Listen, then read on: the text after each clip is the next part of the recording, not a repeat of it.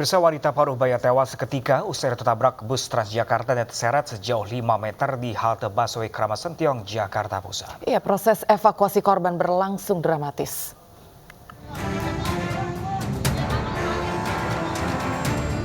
Kondisi wanita ini sangat mengenaskan. Tubuhnya tersangkut di kolong bus Transjakarta di jalur Jalan Kramat Raya Senen, Jakarta Pusat, Sabtu malam. Korban yang baru saja turun dari bus Transjakarta dari arah Simpang 5 Senen menuju Matraman tidak melewati tangga penyeberangan orang, tetapi menyeberang di lintasan jalur bus. Ternyata muncul bus Transjakarta lain dari arah belakang yang langsung menabrak korban. Akibatnya korban tertabrak hingga tewas dan terseret sejauh 5 meter. Sempitnya koridor busway membuat tubuh korban sulit dievakuasi. Kejadiannya itu ibu-ibu turun dari busway, langsung meloncat di situ di pintu, bukannya naik ke tangga, meloncat. Begitu loncat, dia orangnya keder kan, namanya separator kan pas-pasan. Akhirnya busway yang belakang nabrak, karena dia kaget dibanting setirnya ke kiri. Sejumlah warga dan pengemudi ojol akhirnya berhasil mengevakuasi jasad wanita malang itu dan selanjutnya dibawa ke kamar jenazah Rumah Sakit Cipto Mangunkusumo, Jakarta untuk penyelidikan polisi. Dari Jakarta Pusat, Rani Sanjaya, iNews melaporkan. Pemirsa, setelah ditutup 2 tahun akibat pandemi COVID-19, Puncak Tugu Monas kembali dibuka. Ya, dengan mendaftar secara daring, pemirsa dan membeli tiket hingga 15.000 dapat menikmati keindahan pemandangan kota Jakarta dari Puncak Tugu Monas. Ya, pemirsa, Puncak Tugu Monas yang menjadi salah satu ikon Jakarta diserbu oleh pengunjung. Saat ini, pengunjung Monas dapat menikmati keindahan pemandangan kota Jakarta dari Puncak Tugu Monas. Warga yang ingin mengunjungi Tugu Monas dapat mendaftar secara daring sehari sebelumnya dengan membeli tiket mulai dari Rp4.000 hingga Rp15.000.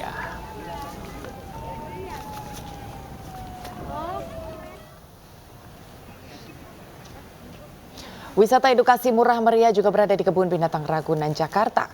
Hanya dengan harga tiket masuk Rp4.000, wisatawan dapat menikmati sejuknya udara dan juga menikmati koleksi lebih dari 2.000 satwa serta 20.000 flora bermukim di areal tidak kurang dari 140 hektar.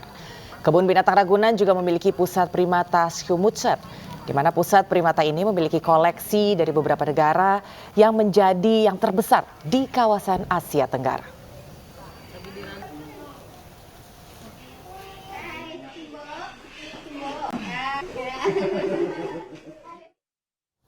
Ya, lalu pemirsa, seperti apakah kepadatan tempat wisata di akhir pekan ini? Sudah ada rekan kami Yasmin di kawasan Monas dan juga Lika di kawasan Ragunan. Kita ke Monas terlebih dahulu, ada Yasmin. Halo Yasmin, bagaimanakah kemeriahan berlibur di kawasan Monas pada siang hari ini? Silakan Yasmin.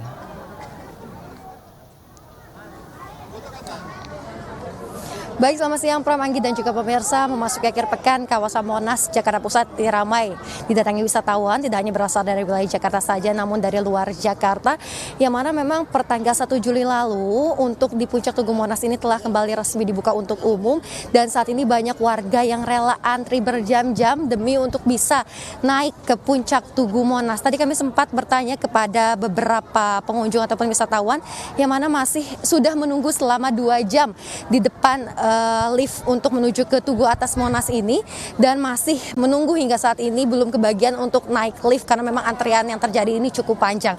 Adapun dari pihak pengelola Monas ini melakukan upaya agar tidak terjadi kerumunan dengan membatasi pengunjung per jamnya hanya sekitar 200 pengunjung saja, atau apabila dihitung secara keseluruhan per harinya dibatasi yakni sebanyak 1.400 pengunjung saja. Kemudian untuk sekedar berjalan-jalan di kawasan Monas memang masyarakat tidak dikenakan biaya, tapi untuk naik ke Puncak Tugu Monas ini ada biayanya yakni sebesar Rp15.000 untuk pengunjung dewasa, anak-anak ataupun pelajar Rp4.000 dan mahasiswa Rp8.000. Kemudian tiket masuk pelataran puncak ini sendiri bisa untuk mengakses berbagai museum, yakni Museum Sejarah Nasional, Ruang Kemerdekaan, Pelataran Cawan, serta Pelataran Puncak. Selain Puncak Tugu Monas yang menjadi favorit bagi wisatawan yang datang ke kawasan Monas ini, tadi kami memantau sejak pagi tadi memang kawasan Monas ini sudah ramai didatangi oleh masyarakat yang hendak melakukan berbagai aktivitas menarik dan seru seperti olahraga, misalnya bersepeda, jogging, jalan santai, ataupun tadi di depan dari Tugu Monas ini banyak sekali nih warga atau masyarakat yang memanfaatkan background dengan Tugu Monas untuk melakukan swafoto baik sendiri maupun bersama keluarga. Dan untuk mengetahui seperti apa kondisi akhir pekan di Ragunan sudah ada rekan Lika Apriliani di sana. Silakan Lika dengan laporan Anda.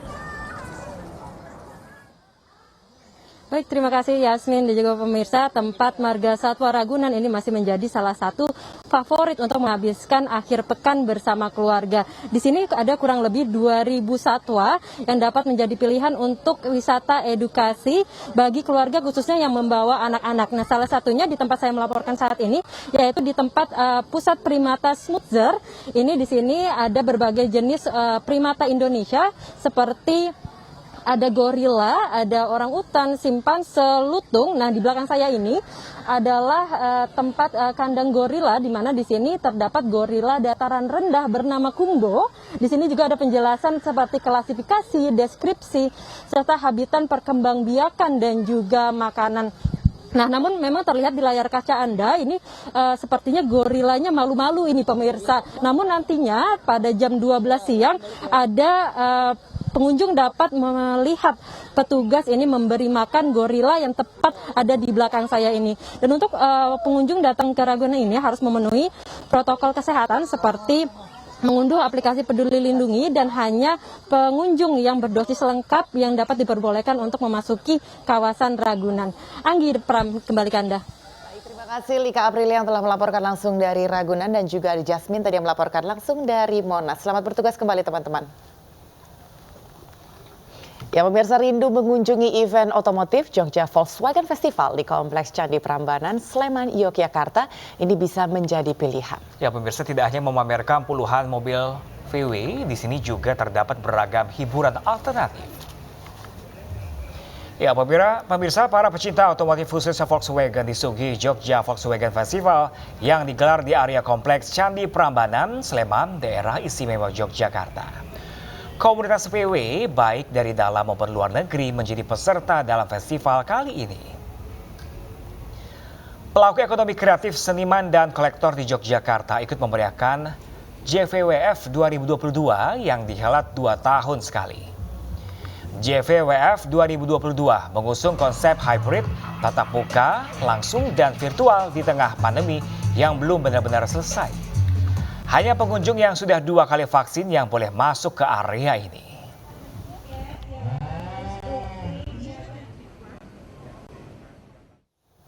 Ya pemirsa, bagaimana kemeriahan Festival VW di hari Minggu ini sudah ada rekan kami Anissa Rizkia.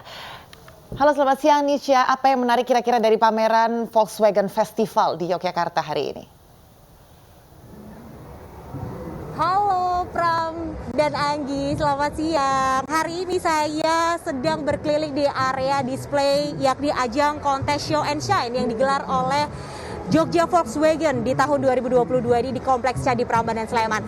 Yang menarik ini saya bisa naik langsung menjajal gitu ya. Ini adalah mobil VW Kodok atau yang dikenal dengan VW Beetle gitu ya kalau di luar negeri. Nah, VW Kodok ini punya keistimewaan. Saya akan langsung ajak Anda untuk berbincang dengan salah satu koordinator event dari Show and Shine ini. Bisa diperkenalkan Mas, namanya siapa Mas? Nama saya Erik, kebetulan saya di sini koordinator Show and Shine untuk event JWWF yang kelima. Saya sama Mas Andi. Oke, siap. Nah Mas Erik, ini kan saya ngelihat di sini banyak banget, total ada 90 mobil yang ikut kontes. Mulai dari mobil VW maupun Porsche. Nah bisa dijelaskan kalau yang VW ini uniknya apa sih Mas? Kebetulan sebenarnya banyak yang unik ya, banyak yang unik. Cuman kebetulan mobil ini agak unik karena dia kabriolet. Nah, satu karena kabriolet, kemudian kondisinya juga masih banyak yang orisinil, dan yang lebih istimewa dia otomatis. Ya, di sini ada otomatis. Jadi jarang mobil kodok yang otomatis. Ya, ini masalah menang atau kalah saya nggak ngerti ya, itu urusan juri. Tapi mobil ini menurut saya bagus, istimewa. Ini maticnya, ya. Nah, Kalau dari keunggulan mesin, kalau kita lihat dari interiornya mungkin Mas Erik bisa dijelaskan. Apa sih yang buat kriteria ini mobil bisa masuk ke ajang kontes show and shine? Ya, untuk kriteria sebenarnya banyak ya, mulai dari yang original sampai yang custom atau modifikasi.